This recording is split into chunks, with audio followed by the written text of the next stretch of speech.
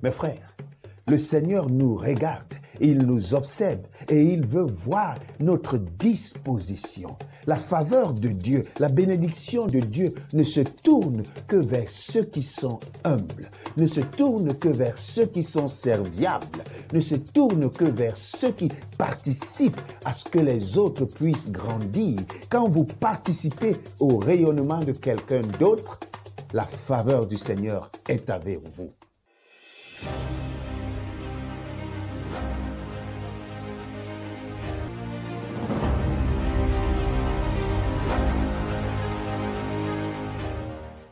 Entendre Dieu me parler, oh, que c'est merveilleux. Cela vaut plus que de l'or. Cela vaut plus que de l'or. Pour un enfant, entendre la voix de son père est synonyme de protection, de sécurité. Oui, j'ai déjà entendu des gens me dire ceci, Dieu m'a parlé. Waouh, c'est magnifique. Lorsqu'on entend la voix de Dieu, je pense que les choses ne sont plus les mêmes. Dieu a parlé à Moïse et lui a dit à travers le buisson ardent, « ôte tes souliers, car le lieu où tu te trouves est un lieu sacré. » Et lorsque Dieu a parlé à Moïse, Moïse est devenu celui que nous connaissons, c'est-à-dire le libérateur du peuple d'Israël. Dieu a également parlé à Samuel. Il a appelé Samuel alors que ce dernier n'était qu'un jeune enfant. Et Samuel a répondu, « Seigneur, me voici, envoie-moi. » Et depuis ce jour, la vie de Samuel, le prophète, a totalement changé. Samuel était capable de dire au roi Saül, « Parce que tu as désobéi à la parole de Dieu, ton royaume sera déchiré en deux. » Ce même Samuel était capable de dire à David, celui qui a combattu et terrassé Goliath, celui qui était le roi aimé du peuple, il était capable de lui dire face à face, parce que tu as pris la femme de Uria, ton soldat, le soldat de l'Éternel, ce que tu as fait n'est pas bien. Et David pouvait se repentir de son crime. Oui, lorsque Dieu vous parle, cela est conduit d'un impact dans votre vie. Lorsque Jésus-Christ est ressuscité, la première personne qui vint à sa rencontre était Marie de Magdala. Il dit à Marie, ne me touche pas parce que je ne suis pas encore arrivé dans le ciel, dans la maison de mon Père, mais va dire aux autres ce que tu as vu. Et dès lors, Marie de Magdala est devenue la toute première évangéliste dans le Nouveau Testament. Oui, mes amis, c'est une grâce que d'entendre Dieu te parler. Parce que lorsque Dieu te parle, tu cesses d'être un anonyme, tu deviens un leader, tu deviens un collaborateur de Dieu, tu deviens un missionnaire de Dieu. Dieu t'a-t-il déjà parlé? Shalom et bienvenue dans cette méditation, dans cette envolée spirituelle dont le titre est « Quand Dieu me parle ».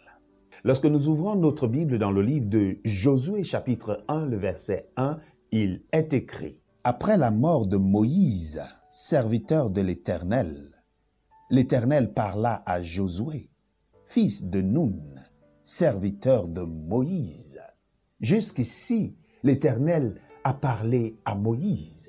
Moïse était un homme patient. Il est celui à qui Dieu a adressé la parole. Il est celui par qui Dieu est passé pour délivrer le peuple de Dieu. Mais voici que Moïse n'est plus en vie. Et la Bible nous dit, Dieu parle à Josué, non plus à Moïse. Qui est Josué?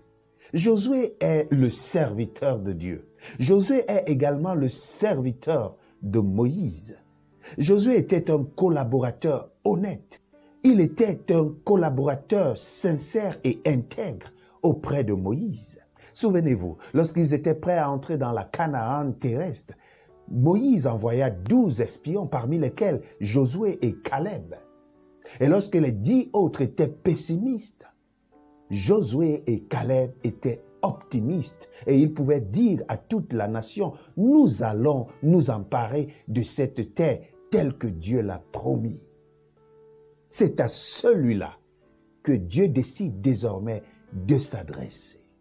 Mes frères, Le Seigneur nous regarde, il nous observe et il veut voir notre disposition. La faveur de Dieu, la bénédiction de Dieu ne se tourne que vers ceux qui sont humbles, ne se tourne que vers ceux qui sont serviables, ne se tourne que vers ceux qui participent à ce que les autres puissent grandir. Quand vous participez au rayonnement de quelqu'un d'autre, la faveur du Seigneur est avec vous. Josué n'a pas passé du temps à calomnier Moïse. Il n'a pas passé du temps à dénoncer les faiblesses de Moïse. Josué n'a pas passé du temps à désobéir, à aller contre la volonté de son leader spirituel. Il l'a toujours soutenu, il l'a toujours encouragé. Et voilà que le moment était venu pour lui d'endosser ce rôle. Je voudrais m'adresser ici ce jour à toi qui peut-être passe beaucoup de temps à dénigrer ton leader spirituel, à toi qui passe beaucoup de temps à dénigrer ceux à qui Dieu a donné la responsabilité de conduire le peuple de Dieu. Fais attention, parce qu'en cette action ne réside aucune bénédiction. L'Éternel aurait pu choisir Aaron, il aurait pu choisir Myriam, mais ceux-là ont comploté contre Moïse. Aaron a été faible lorsque le peuple lui a demandé d'établir une idole. Le Seigneur a besoin des hommes et des femmes intègres. Je ne sais quelle est ta situation aujourd'hui. Peut-être que tu as eu à réagir comme Myriam et comme Aaron auprès de ton leader. Mais il ne se fait pas tard, parce que je crois que le Seigneur est sur le point de te parler. Et crois-moi, lorsque le Seigneur te parle, ta vie n'est plus la même. Le Seigneur a parlé à Moïse, à Josué, à Samuel, à Marie de Magdala. Pourquoi pas toi? Il veut te parler, prédispose-toi à le recevoir. Si tu le veux, fais cette prière avec moi. Notre Dieu, notre Père, combien nous voulons entendre ta voix dans notre vie, parce que ta parole est transformatrice. Viens Seigneur et parle-nous.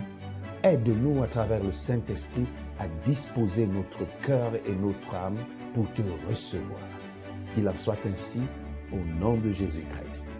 Je prie le Seigneur Dieu afin qu'il puisse te parler cette année et que ta vie puisse changer à tout jamais. N'oublie pas, l'humilité précède la gloire et l'orgueil est la porte ouverte à la chute. Qu'il te plaise, selon la grâce de Dieu, d'être humble, et c'est lui qui t'élèvera en temps convenable. Shalom.